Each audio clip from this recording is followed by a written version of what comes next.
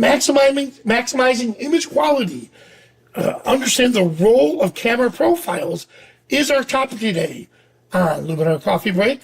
Let's see what we can accomplish in 10 minutes or less, starting now.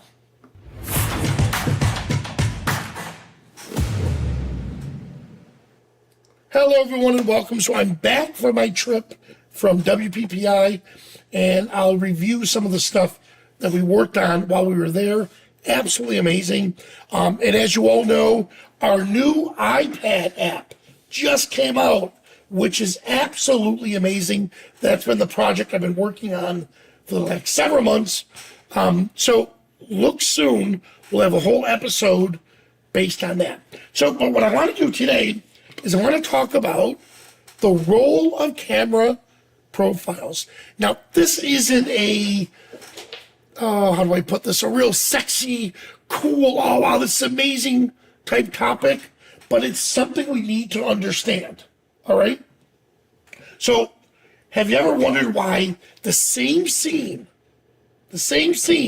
captured by a different camera, or even the same camera with different settings, can look so different? This is just a matter of, it's not just a matter of megapixels or the quality of the lens. It's about the unsung hero, and that's the camera profile, all right? So at its core, a camera profile is like a digital fingerprint of how your camera interprets colors and tones. Now, this sophisticated blueprint plays a pivotal role in translating the raw data, keyword, raw data, captured by your camera sensor into the vibrant images you see on the screen or in print. But why this translation is necessary and what the magic does, why it's important to have it. Well, here it is. Excuse me. Imagine the raw data from your camera sensor as an uncut gem. It holds potential of the required accurate craftsmanship to truly shine, but this is where the camera's profile steps in.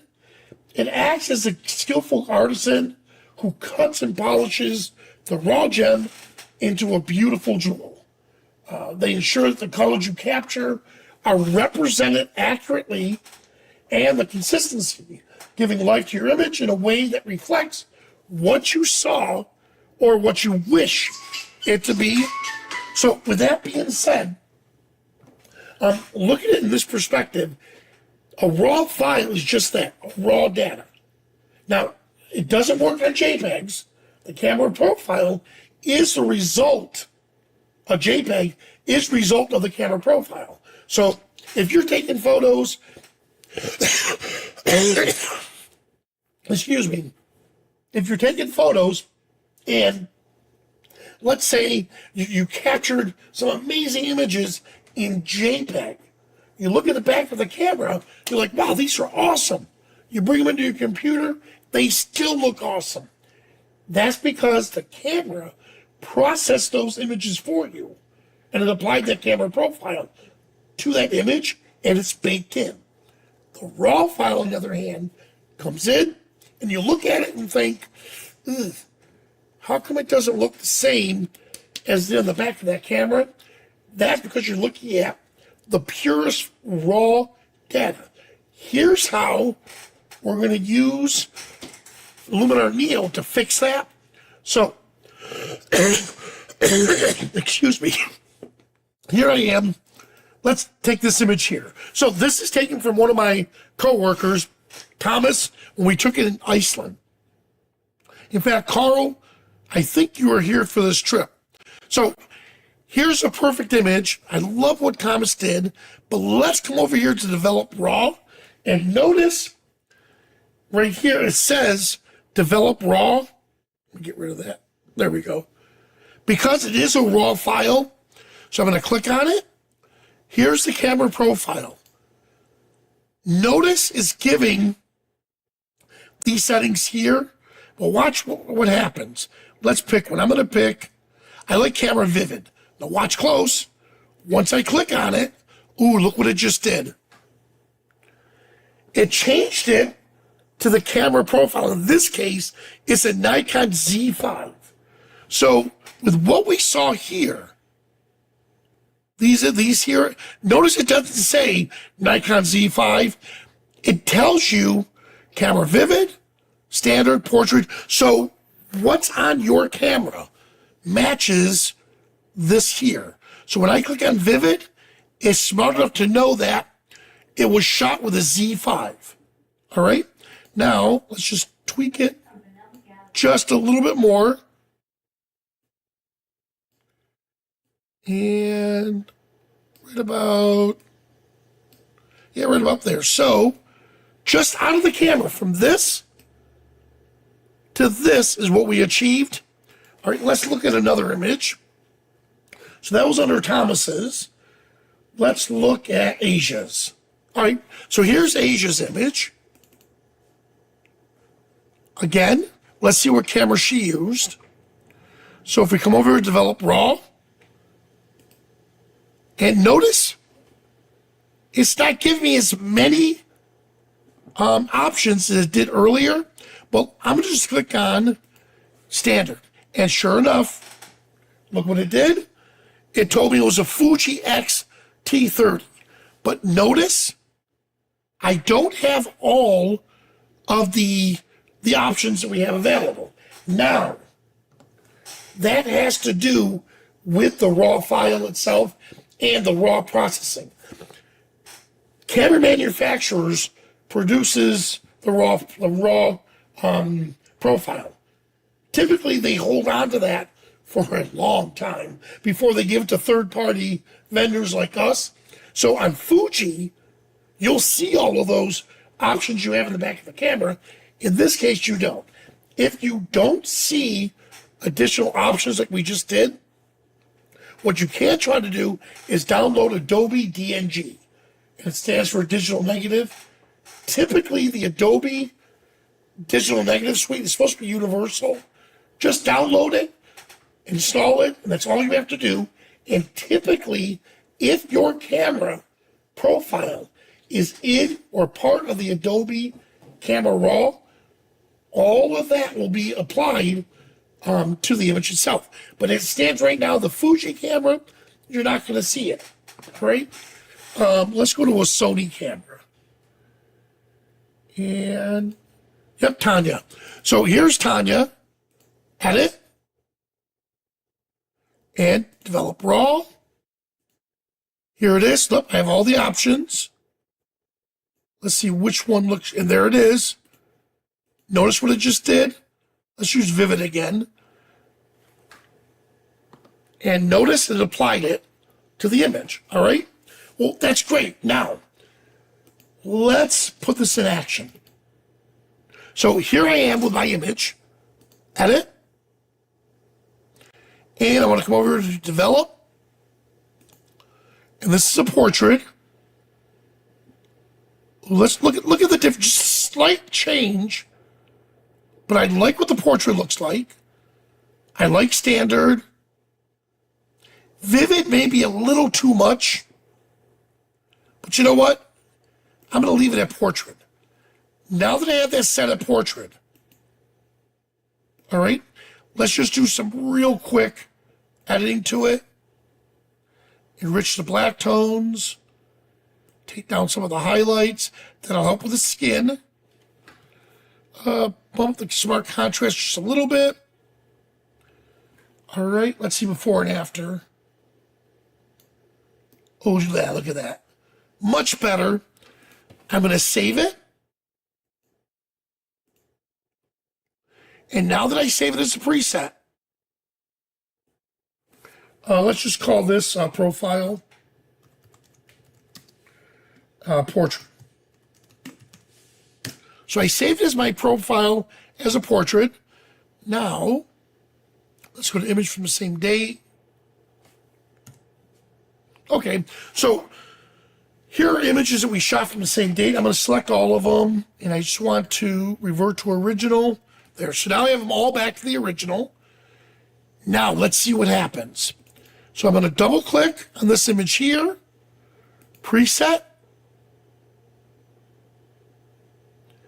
And I'm going to click on the portrait or the profile that we just did. Now let's check out the edit and camera raw. Notice what it just did. So by saving that, it knew that it was shot with a D10 or DA10, and it showed me the camera portrait that I chose. Now, this is a good thing and a bad thing. I created this preset strictly for me, knowing that was the camera I use. I'm going to apply it. Well, what happens if I apply that same preset to another manufacturer's camera? Let's try that. So we'll go back to, let's say, Thomas's. No, Thomas was a Nikon.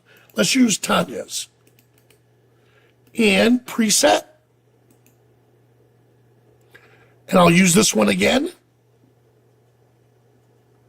Notice it doesn't look as good because I'm using a Nikon camera raw preset or profile on a Sony. And if I come back over here and I look at the history, look what it did. It gave me my camera profile, but that's not that's not the image, or that's not the profile that's good for that particular camera. Here we go, look at this. That's a better one. That's even better. So the point of that lesson is, if you're going to create presets, what I'd recommend is start out like we just did here. Let me get back to it. Like we did here, we created this one, edit, or actually let's make it a preset. I'm going to create that as a preset. Now I have the preset set. Let me do a couple more changes to it. Let's do her face for this particular image. Add a little light. I am going to thin her face just a bit. Her eyes. Enhance the eyes. And let's get rid of some of the dark patches. Beautiful. Look at that. All right. And last but not least, let's improve the skin. There. All right. So we did a great job. Now, what I'd recommend is, because remember, I want to save this as a preset to apply not just to this image, but other images. So if I go to edit, I may come down here to that profile and just put it back to the default. Leave it at that. Then save it. Save as a preset. And let's say on this preset here, we call it portrait and just standard. Now, two things I did here. So that looks great. So now for the next image I come up with, we'll go to adjust. We'll pick this image here. Edit, or I'm sorry, preset. And let's apply this. Now, once I applied that preset to this image, it came out good. Then what I would do is come back, and for quality control, come down here and change that back to the portrait. And now I'm back where we were from, or started earlier, to where I have the correct camera profile. Now, that seems like an extra step, but what you would do is you would do that again if you wanted to make a universal preset. What I would do is I would apply the universal preset to the image, go back, change the camera profile to what it should be, and now create a new preset and batch process them. Just like, if you noticed, and I hope you caught this, I added her face. I made her face a little slimmer. Well, if I had another image of a different person, let's see if I do have one right here under portraits. Let's see. All right. Okay, perfect. So you saw what I did with this image here. Well, I applied here, we'll do my little buddy right here. There we go. Yeah, we'll use, which image do I want? Yeah, I'll use this image. All right, so now if I apply that preset to this image, watch what's gonna happen. It's gonna take an already slim child and make him even more slimmer. So the point I'm making is when you're dealing with profiles, camera profiles, or in this case, face, slimming of the face, what you don't want to do is anything that's extra pertaining just to this image, such as the camera profile or such as the slim facing, don't apply that in the preset.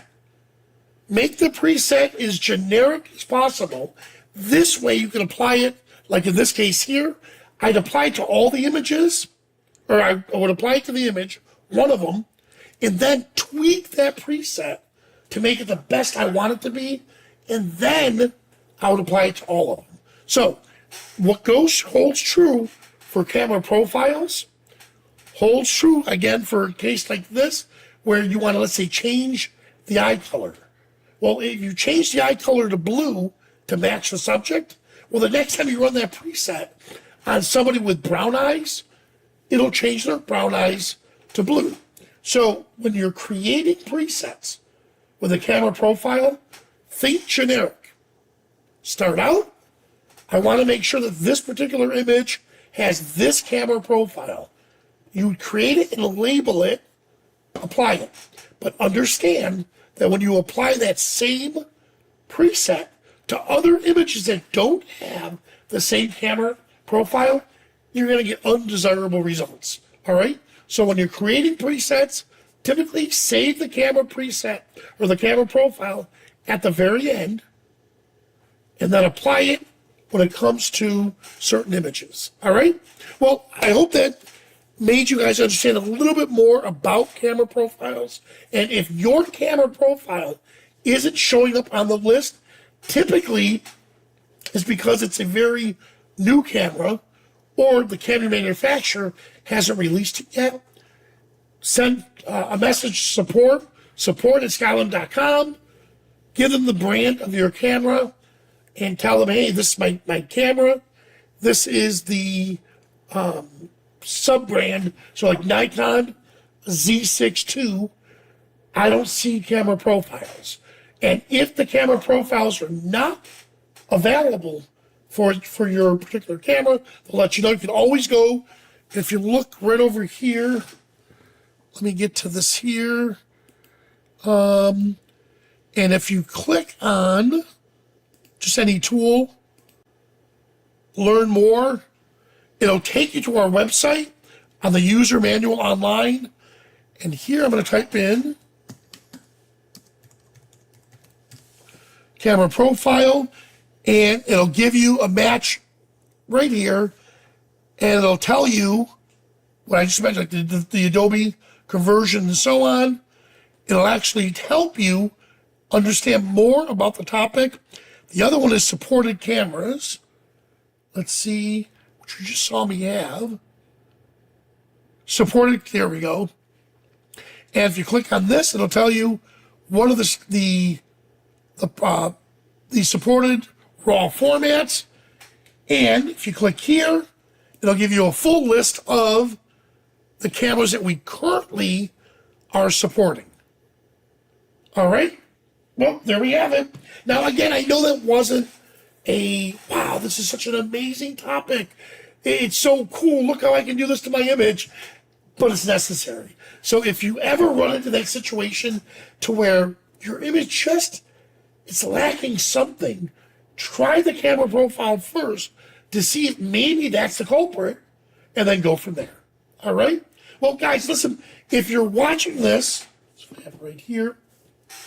If you happen to be watching this on a rebroadcast, or if you're watching this on YouTube, if you want to be part of the live group that's watching it here, you can check it out at skylum.events/Luminar Coffee Break. You could join us live, because at the end of this, all of these great people are going to stick around for the Ask Me Anything segment, where they can ask questions about this topic or any topic that we're working with. They can ask questions about tech support, what's happening with the industry, and anything else. So if you're here, please stick around for the Ask Me Anything segment. For everyone else, thanks so much for watching, and I'll see you at the next coffee break.